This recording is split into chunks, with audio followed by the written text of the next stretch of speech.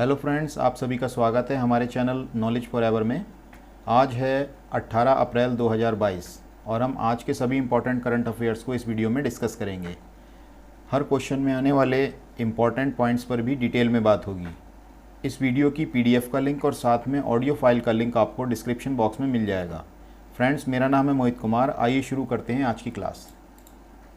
Question number 1, केंद्र सरकार ने हाल ही में किस शहर में स्थित हाफकिन बायो फार्मास्यूटिकल को भारत बायोटेक की कोवैक्सीन बनाने की मंजूरी दे दी है? मुंबई, दिल्ली, चेन्नई या कोलकाता? सही आंसर है ऑप्शन ए, मुंबई।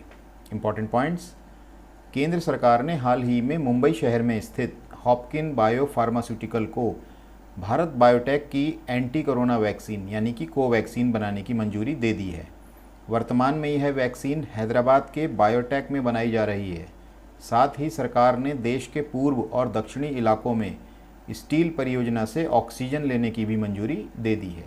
नेक्स्ट क्वेश्चन, भारत के किस राज्य को हाल ही में पहली floating storage and regasification unit मिली है? केरल, गुजरात, महाराष्ट्र या बिहार? सही आंसर है ऑप्शन सी, महाराष्ट्र। महाराष्ट्र राज्य के एच एनर्जी के जयगढ़ टर्मिनल रत्नागिरी जिले में हाल ही में पहली floating storage and regasification unit मिली है। यह पहला पूरे साल संचालित रहने वाला तरलीकृत गैस का टर्मिनल होगा। नेक्स्ट क्वेश्चन, 17 अप्रैल को विश्व भर में कौन सा दिवस मनाया जाता है? विश्व एड्स दिवस, विश्व हीमोफीलिया दिवस, विश्व कैंसर दिवस या फिर विश्व टीबी दिवस? इसका सही जवाब है विश्व हीमोफीलिया दिवस। फ्रेंड्स, 17 अप्रैल को विश्व भर में विश्व हीमोफीलिया दिवस मनाया जाता है। यह दिवस रक्तस्राव संबंधी और अन्य आनुवंशिक विकारों के बारे में जागरूकता फैलाने के लिए हर साल मनाया जाता है। क्वेश्चन नंबर 4, पीएनबी घोटाले में कारोबारी नीरव मोदी के भारत प्रत्यार्पण को हाल ही में किस देश के गृह मंत्रालय ने मंजूरी दे दी है? चीन, ऑस्ट्रेलिया, अफ्रीका या ब्रिटेन? सही जवाब है option D, Britain. Important points, Britain के गृह मंत्रालय ने हाल ही में पीएनबी घोटाले में कारोबारी नीरव मोदी के भारत प्रत्यार्पण को मंजूरी दे दी है। आखिरी सुनवाई में ब्रिटेन की कोर्ट ने नीरव मोदी को भारत भेजने की मंजूरी दे दी थी। नीरव मोदी पर पीएनबी से लोन लेकर करीब 14,000 करोड़ रुपए की धोखाधड़ी करने का आरोप लगा है। क्वेश्चन नंबर 5, निम्न में से किस देश के पुरातत्वविदों को हाल ही में रेत में दफन 3,400 साल पुराना सोने का शहर मिला है? ऑस्ट्रिया, मालदीव, मिस्र या फिर सऊदी अरब में? सही जवाब है इसका ऑप्शन सी, मिस्र। इंपॉर्टेंट पॉइंट्स, मिस्र देश के पुरातत्वविदों को हाल ही में दक्षिणी राज्य लग्जर उसमें नील नदी के पश्चिमी तट पर खोया हुआ रेत में दफन 3,400 साल पुराना सोने का एक शहर मिला है। सन 1922 में मिस्र के सबसे चर्चित फ़ैरो यानी कि राजा तूतेन खामेन के मकबरे की खोज के बाद इसे सबसे बड़ी उपलब्धि माना जा रहा है। आइए बढ़ते हैं अगले क्वेश्चन की ओर। क्वेश्चन नंबर 6, महिलाओं के खून में थक्के जमने की वजह से किस देश ने जॉनसन एंड जॉनसन वैक्सीन पर अस्थायी रूप से रोक लगा दी है? अमेरिका, ऑस्ट्रेलिया, जापान या सिंगापुर? सही आंसर है इसका ऑप्शन है, अमेरिका। अमेरिका के रोग नियंत्रक और रोकथाम केंद्र और खाद्य तथा औषधि प्रशासन ने हाल ही में महिलाओं के खून में थक्के जमने की वजह से जॉनसन एंड जॉनसन वैक्सीन पर अस्थायी रोक लगा दी है। यह मामले उन लोगों के मामलों के समान हैं जो एस्ट्रेजेनेका वैक्सीन की खुराक लेने के बाद यूरोपीय संघ में रिपोर्ट किए गए थे। बढ़ते हैं अगले प्रश्न की ओर। इनमें से कौन सा देश हाल ही में जलवायु परिवर्तन के लिए कानून लाने वाला विश्व का पहला देश बन गया है? न्यूजीलैंड, इंग्लैंड, ऑस्ट्रेलिया या ब्रिटेन? सही जवाब है ऑप्शन है, न्यूजीलैंड। न्यूजीलैंड हाल ही में जलवायु परिवर्तन के लिए कानून लाने वाला विश्व का पहला देश बन गया है। इस कानून के तहत बैंकों, बीमाकर्ताओं और निवेश प्रबंधकों को अपने व्यवसाय पर जलवायु परिवर्तन के प्रभावों की रिपोर्ट करने की आवश्यकता है। क्वेश्चन नंबर 8, भारत और किस देश ने हाल ही में गगनयान मिशन में सहयोग के लिए समझौते पर हस्ताक्षर किए हैं? कनाडा, ऑस्ट्रेलिया, जापान या फ्रांस? सही जवाब है ऑप्शन डी, फ्रांस। भारत के इसरो और फ्रांस की अंतरिक्ष एजेंसी ने हाल ही में भारत के पहले मानवयुक्त मिशन गगनयान में सहयोग के लिए हस्ताक्षर किए हैं। इसरो ने फ्रांस की CNES से गगनयान मिशन में मदद करने और इस कार्य में इसके एकल यूरोपीय सहयोगी के रूप में सेवा देने की घोषणा की है। क्वेश्चन नंबर 9, भारत ने महिला एशियाई कुश्ती चैंपियनशिप में कितने स्वर्ण पदक जीते हैं?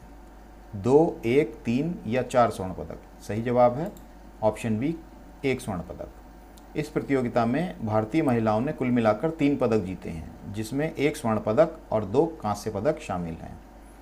सरिता मोर ये महिला कुश्तीबाज हैं। इन्होंने 59 किलोग्राम भार वर्ग में स्वर्ण पदक जीता है और इन्होंने नई दिल्ली में एशियाई कुश्ती चैंपियनशिप 2020 में भी स्वर्ण पदक जीता था।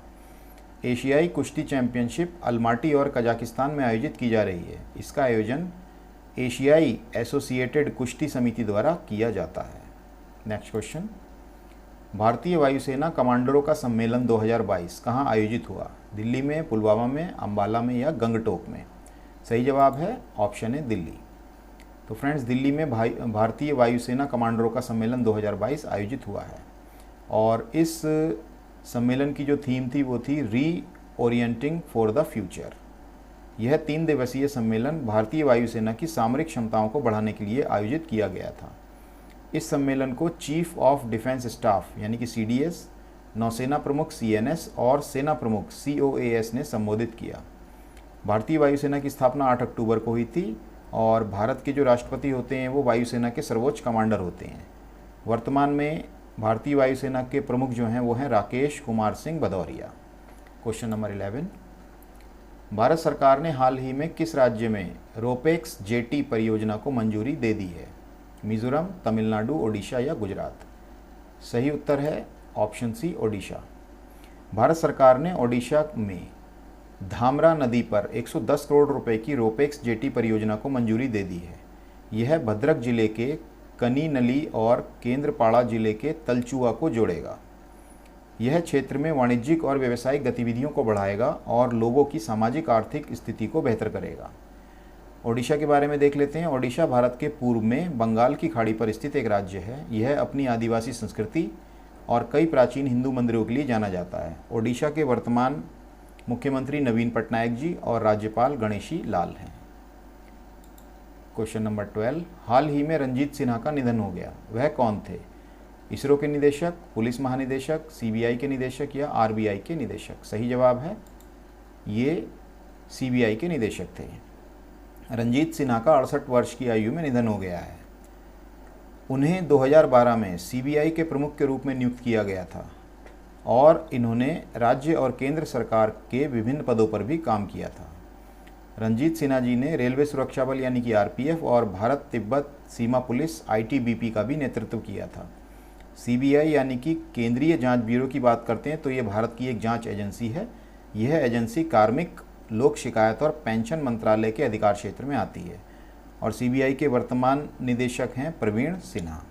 क्वेश्चन नंबर 13, भारत को हाल ही में किस देश से एयर डिफेंस सिस्टम S-400 मिलेगा? इजराइल, रूस, अमेरिका या फ्रांस? तो फ्रेंड्स, ये एयर डिफेंस सिस्टम S-400 जो भारत को मिलेगा वो मिलेगा रूस से। रूस हाल ही में भारत को S-400 एयर डिफेंस सिस्टम का पहला सेट भेजेगा और अमेरिका ने रूस से S-400 सिस्टम की खरीद के लिए तुर्की देश पर countering America's adversaries section act लगाया है। S-400 ये जो मिसाइल सुरक्षा प्रणाली है ये सतह से हवा में मार करने वाली प्रणाली है और इसे रूस ने विकसित किया है और इसे विमान, UAV, क्रूज़ मिसाइलों और हवाई खतरों को नष्ट करने के लिए डिज़ाइन किया गया है। इसकी रेंज जो है फ्रेंड्स वो है 40 किलोमीटर से लेकर 400 किलोमीटर तक इसकी रेंज है। क्वेश्चन नंबर 14, हाल ही में विश्व आवास दिवस कब मनाया गया है? 15 अप्रैल, 14 अप्रैल, 13 अप्रैल या 16 अप्रैल? सही जवाब है ऑप्शन डी, 16 अप्रैल। ये जो आवाज़ दिवस है ये हमारी आवाज़ के महत्व को पहचानने के लिए दुनिया भर में मनाया जाता है और विश्व आवाज़ दिवस की थीम है एक दुनिया कई आवाज़ें। यह दिवस पहली बार 1999 में ब्राज़ील के वॉइस केयर पेशेवरों के एक समूह द्वारा मनाया गया था। इस दिवस को शुरू में ब्राज़ीलियन वॉइस डे के रूप में मनाया गया था और फ्रेंड्स 2002 से इस दिन को आधिकारिक तौर पर विश्व आवास दिवस के रूप में घोषित कर दिया गया था। आइए बढ़ते हैं फ्रेंड्स आज की वीडियो के लास्ट क्वेश्चन की ओर। क्वेश्चन नंबर 15, हाल ही में किसे टेक्नो स्मार्टफोन के भारतीय ब्रांड के लिए ब्रांड एम्बेसडर के रूप में नियुक्त किया गया है? आयुष्मान खुराना, रणबीर कपूर, शाहरुख खान या करीना कपूर? सही उत्तर है option A Ayushmann Khurrana. Global smartphone brand Tecno ने बॉलीवुड अभिनेता आयुष्मान खुराना को अपना भारतीय ब्रांड एम्बेसडर नियुक्त किया है और आयुष्मान खुराना 9 अप्रैल को भारत में लॉन्च किए गए टेक्नो स्पार्क 7 अभियान की अगुवाई करेंगे। सितंबर 2020 में आयुष्मान खुराना को संयुक्त राष्ट्र बाल कोष यूनिसेफ के बच्चों के अधिकार अभियान, इसका नाम क्या था, फॉर एवरी चाइल्ड, इसके लिए पक्ष समर्थक के रूप में नियुक्त किया गया था। तो फ्रेंड्स इसी के साथ मैं ये वीडियो समाप्त करता हूँ। अगर वीडियो में दिया गया कंटेंट आपके लिए हेल्पफुल हो, आपको वीडियो अच्छी लगी हो, तो इसे लाइक, सब्सक्राइब और शेयर करना ना भूलिएगा। आप सभी व्यूअर्स का तहे दिल से धन्यवाद।